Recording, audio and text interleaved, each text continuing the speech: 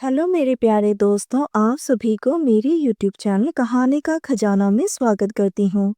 I hope आप सभी लोग खुश होंगे, स्वस्थ होंगे। चलिए दोस्तों, आज आप सबको मैं एक नई कहानी सुनाती हूँ। बारिश में भीगकर मेरी साड़ी मेरे पूरे बदन से चिपक गई थी और उसी वक्त वो अंदर आया और उसने एक ही झटके में मेरे भीगे हुए साड़ी को उतार फेंका। मुझे पता चल गया कि आज तो कुछ और ही होने वाला है। दोस्तों, मैं चांदनी 25 साल की एक बहुत ही गोरी और भरे हुए बदन की मालकिन हूँ। मैं अपने पति गोपाल के साथ गांव में रहती हूँ। वो गर्मियों की उमस भरी रात थी। मैं अपने पति के साथ छोटे से मिट्टी के घर में रहती हूँ।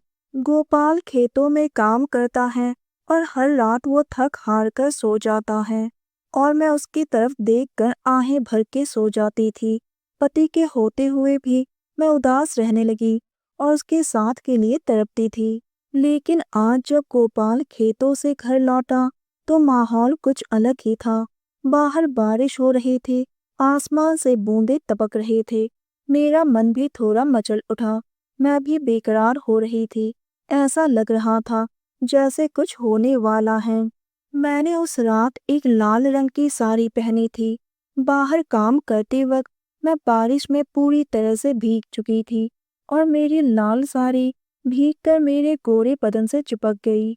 दोस्तों, चैनल पर नए आए हैं तो इस वीडियो को लाइक, शेयर और सब्सक्राइब करें और एक प्यारा सा कमेंट जरूर कर दें। उसी वक्त गोपाल घर लौटा तो मुझे देखते ही उसके चेहरे पर एक अलग ही मुस्कान आ गई। उसने कहा, चांदनी, आज तो तुझे देखकर ऐसा लग रहा है जैसे किसी मूर्तिकार ने तुझे तराशा हो। तूने तो आज मेरी थकान ही दूर कर दी। और उसने अपनी कमीज उतार दी। मैंने मुस्कुराते हुए कहा, पहले नहा धोकर साफ तो हो जाओ। लेकिन गोपाल कहाँ सुनने वाला था। उसने कहा, बारिश में भीगकर मैं तो आज रंगीन हो गया हूँ। और उसने मुझे कमर से पकड़ा और अपनी ओर खींच लिया। मेरी गीली साड़ी को हाथों से छूते हुए बोला, तेरा बारिश में भीगा हुआ बदन देखकर आज मेरा मन कुछ कुछ कर रहा है चांदनी। उसकी बातें सुनकर मेरी सांसें तेज हो गई। मैंने उसके सीने पर हाथ रखा और उसे धक्का दे दिया। फिर हंसते हुए बोली, पहले खाना खा लो, बाद में अपने मन की कर लेना। गोपाल ने कहा, चांदनी, पेट की भूख तो बाद में भी मिटा लूंगा, लेकिन मन की भूख को काबू नहीं कर पा रहा हूँ। उसकी बातें सुनकर मेरी आंखों में चमक आ गई। मैंने भी शरारत भरी अंदाज में कहा, लगता है आज तुम्हारा इरादा कुछ ठीक नहीं है। उसने भी हंसते हुए कहा, आज तो तुम मेरे इरादे को बहुत जल्दी समझ गई। दोनों हंसते हुए बिस्तर पर गिर पड़े और उधर बारिश की बूंदें झोपड़ी के छत से टप टप करके टपक रही थी, जिसकी वजह से कमरे का माहौल बहुत ही खुशनुमा बन गया था। गोपाल बहुत मदहोश हो गया था और उसने मेरी गीली साड़ी को खींचकर बदन से अलग कर दिया। मेरी सिसकारियां निकल गई, लेकिन वो कहाँ रुकने वाला था।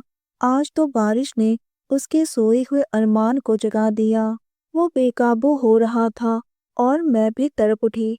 मैंने सिसकते हुए कहा, आज तो तुम्हारा साथ पाकर मैं तो पागल ही हो जाऊंगी। गोपाल ने हंसते हुए कहा, ये तो शुरुआत है मेरी जान। उसके बाद वो अपनी ही दुनिया में खो गया और खूबसूरत पल का आनंद उठाने लगा। मैं भी उसका साथ देने लगी और किसी बेल की तरह उससे लिपट गई। अब मेरी सिसकारियां चीख में बदल गई और मेरी चीख कहीं न कहीं बारिश में दब सी गई थी। गोपाल का साथ मुझे भी अच्छा लग रहा था। बाहर झमाझम बारिश हो रही थी और मैं गोपाल के साथ सुख का आनंद ले रही थी। आज इस बारिश ने एक अलग ही समा बना दिया था और बहुत दिनों से मेरे अंदर जल रही आग को शांत कर दिया। सुबह तक हम दोनों इसी तरह से एक दूसरे में खोए रहे। बारिश में भीगे हुए बदन ने हम दोनों के दिल के अरमान को पूरा कर दिया। दोस्तों, आप सबने अपना कीमती समय निकालकर इस वीडियो को सुना, इसके लिए आप सभी को धन्यवाद करती हूँ। धन्यवाद दोस्तों।